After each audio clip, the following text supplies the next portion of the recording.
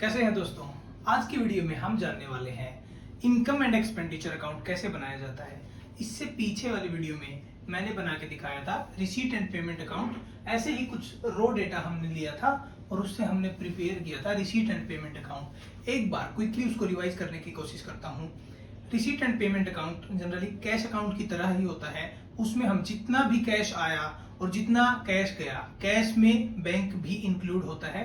तो जितना कैश आया वो डेबिट साइड में और जितना कैश गया वो क्रेडिट साइड में हम लोग रिकॉर्ड करते हैं। ओपनिंग बैलेंस कैश और बैंक का आता है, उसके बाद में जितना भी पैसा आ रहा है वो आता जाता है, और क्रेडिट साइड में जितना पैसा जा रहा है एट द एंड में क्लोजिंग बैलेंस। और इनकम एंड एक्सपेंडिचर अकाउंट में थोड़ा सा डिफरेंट होता है। इनकम एंड एक्सपेंडिचर अकाउंट में एक बार फॉर्मेट तैयार कर देता हूं।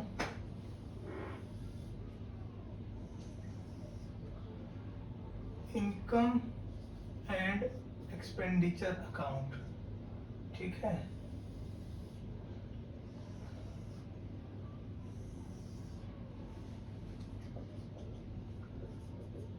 ये इनकम, ये एक्सपेंडिचर।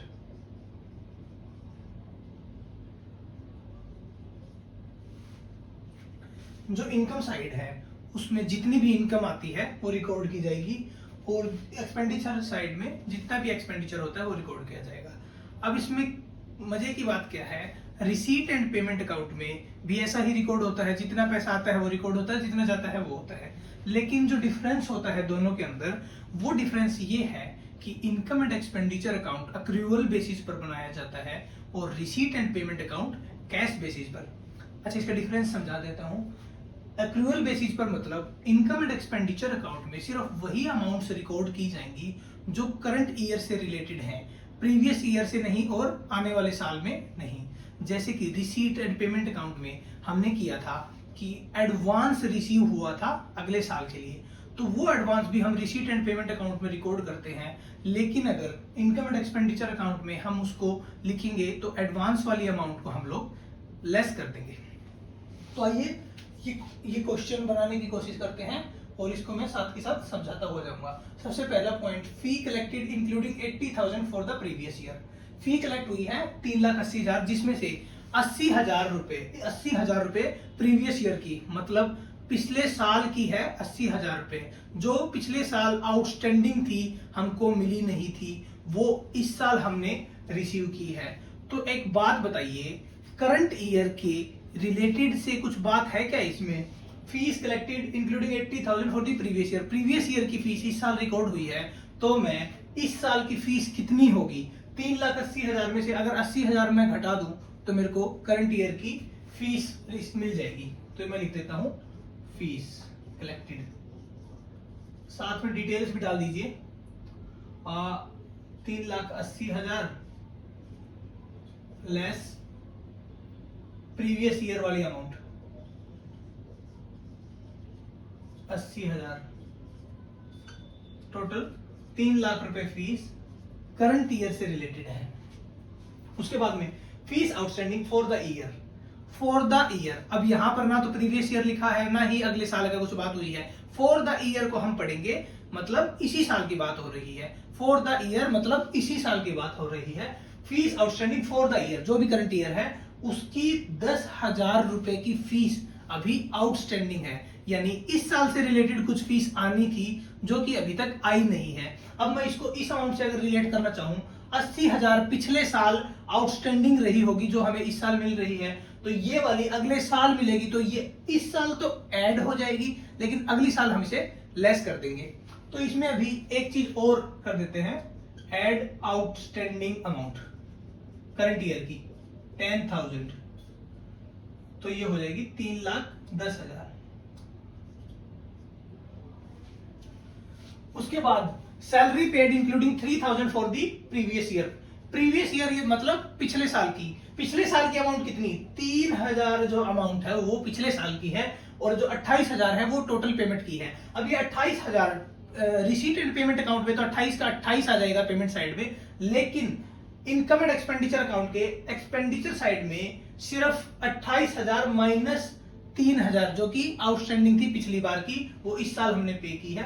तो इस साल का सैलरी का खर्चा सिर्फ और सिर्फ 25,000 रुपए होगा। मैं लिख देता हूं सैलरी 28,000 लेस प्रीवियस ईयर वाली लिख दो इधर, प्रीवियस ईयर की पे की है 3,000, टोटल 25,000 सैलरी हमने पे कर दी इस साल की। वैसे तो ओवरऑल तो 28,000 पे की है। अच्छा, salary outstanding at the end of the year 1,000 रुपए सैलरी अभी भी आउटस्टैंडिंग होगी। चलो ये पॉइंट थोड़ा सा इंपॉर्टेंट है, इसलिए थोड़ा सा ज्यादा समझाने की कोशिश करता हूँ। ये आउटस्टैंडिंग होती है तो अगर ये दिसंबर या अप्रैल या फिर मई जून के मंथ में अगर होती है तो ये साल के एंड में आउटस्टैंडिंग नहीं होगी। ये डेफिनेटली मार्च की सैलरी है, इसलिए 31 मार्च को ये 1,000 रुपए किसी की सैलरी पे करनी रह गई थी। मे भी शायद उस दिन कैश नहीं हो गया, कुछ और बात होगी, दे नहीं पाए उस बंदे को, तो ये 1,000 रुपए सैलरी उस दिन पे नहीं पाए, तो उस दिन क्लोज हो गया मैटर, इसलिए ये 1,000 आउटस्टैंडिंग दिखाई दे रही है 31 तारीख को। Salary outstanding at the end of the year 1,000 rupees, तो ये भी सेम वही बात हो जाएगी। ये आउटस्टैंडिंग है लेकिन है तो इसी साल की है। आउटस्टैंडिंग मतलब पे नहीं की है, outstanding for the previous year, sorry outstanding at the end of the year, outstanding 1,000, तो ये 1,000 में यहाँ ऐड कर दूंगा और यहाँ का मुखड़ा फिर चेंज हो जाएगा। 26,000 रुपए की सैलरी हमने टोटल पे की है करंट ईयर की, पे नहीं की है, रिकॉर्ड की है अपने बुक्स में। इंटरटेनमेंट एक्सपेंस, इसमें अब कुछ भी नहीं है, सीधा सीधा खर्चे ऐड करते जाइए आप। इंटरटेनमेंट एक्सपेंस 3,000, इसमें कुछ बताने वाली बात नहीं है। हाँ, थोड़ा मैं इनको अगर नेचर इनका एक्सप्लेन करना चाहूँ तो वो मैं करता हूँ। टूर्नामेंट एक्सपेंस, इन्होंने कोई क्रिकेट का मैच करवाया होगा जिससे कि लोगों में इस ट्रस्ट के बारे में लोगों को पता चले, एडवर्टीजमेंट का जरिया होता है ट्रस्ट का। एंटरटेनमेंट एक्सपेंस, एंटरटेनमेंट मतलब ट्रस्ट के अंदर ही कुछ ऐसा एंटरटेनमेंट प्रोग्राम को छोटा मोटा हुआ होगा जिसकी वजह से 3,000 का खर्चा हुआ, तो है तो खर्चा ही। मीटिंग एक्सपेंस, मीटिंग की होगी, ये टूर्नामेंट करवाने के लिए वहां के ट्रस्टीज ने मीटिंग रखी होगी, उसका एक्सपेंस, चाय पानी की होगी।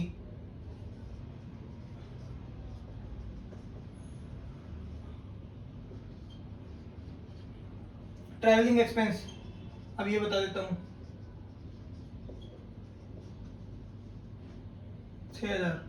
कोई ट्रस्टी इनका बाहर रहता होगा और वो ट्रस्टी मीटिंग अटेंड करने के लिए आया होगा तो उससे रिलेटेड उसका ट्रैवल का खर्चा हुआ होगा, वो भी यहाँ पर हमने लिख दिया है। Purchase of books and periodicals including 19,000 for books. Books की बात अगर करूं, बुक्स एक रिवेन्यू एक्सपेंडिचर नहीं है, कैपिटल एक्सपेंडिचर है। कैपिटल एक्सपेंडिचर किस लिए? क्योंकि बुक्स ऐसे सालों साल रखी रहती है तो उन पर डेप्रिसिएशन अलाउ किया जाता है, ना कि उनको पूरा का पूरा राइट ऑफ किया जाता है। तो जो पीरियोडिकल्स क्या होती हैं, जैसे मैगजीन्स हो गई, जो मतलब आगे के सालों के लिए रेलेवेंट नहीं है बिल्कुल भी, और इसी साल में उसका राइट ऑफ हो जाएगा, प्लस में उसकी अमाउंट भी बहुत ज्यादा नहीं है। अब 19,000 बुक्स की अमाउंट बहुत ज्यादा है तो मैं इसे बुक्स, ये इधर नहीं आके ये जाएगा बैलेंस शीट में, क्योंकि ये एक कैपिटल आइटम और ये एसेट साइड में ऐड हो जाएगा ट्रस्ट के। Purchase of periodicals, purchase of periodicals, इसमें था 29,000 लेस बुक्स, बुक्स को आप लेस कर दो 19,000 की, सिर्फ और सिर्फ इधर आ जाएगा 10,000 की पीरियोडिकल्स हमने राइट ऑफ किया है, यानी खर्चा किया है बुक।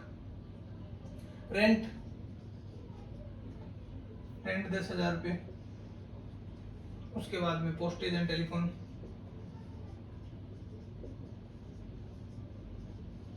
पोस्टेज एंड टेलीफोन्स 15,000, उसके बाद में printing and stationery, printing and stationery, अभी बस लिखने में टाइम लग रहा है, बाकी क्वेश्चन ऑलमोस्ट डन है। डोनेशन रिसीव्ड, डोनेशन रिसीव्ड यानी कंपनी ट्रस्ट को डोनेशंस मिली होंगी, तो डोनेशन इनकम साइड में आएगा, ना कि कुछ और।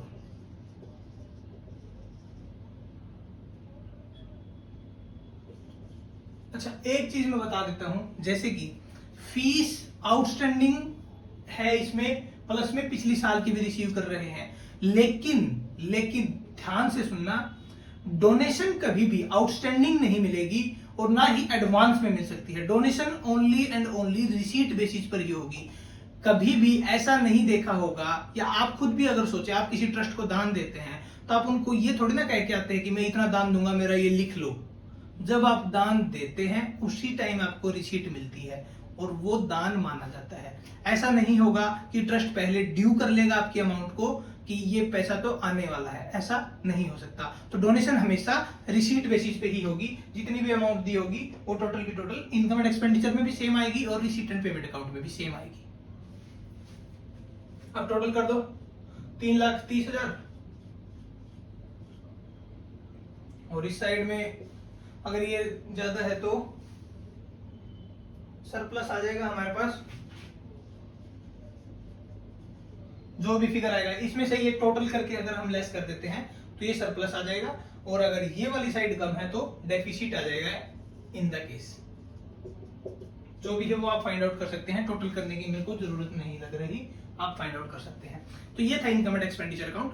आई होप ये रिसीट एंड पेमेंट अकाउंट से आपको इसका डिफरेंस समझ में आ गया होगा, और आने वाली वीडियोस में मैं प्रॉफिट एनपीओ को पूरा का पूरा कवर करने वाला हूं। हर एक detail, subscription account, advance, outstanding, everything मैं यूट्यूब से कवर करूंगा। और जाहिर सी बात है इसके जो बहुत बहुत बहुत ज्यादा इंपॉर्टेंट क्वेश्चंस मैं ड्राफ्ट कर रहा हूं और उसको मैं अपनी बुक में डाल रहा हूं, और वो बुक मैं आप तक भी पहुंचा सकूंगा आने वाले समय में।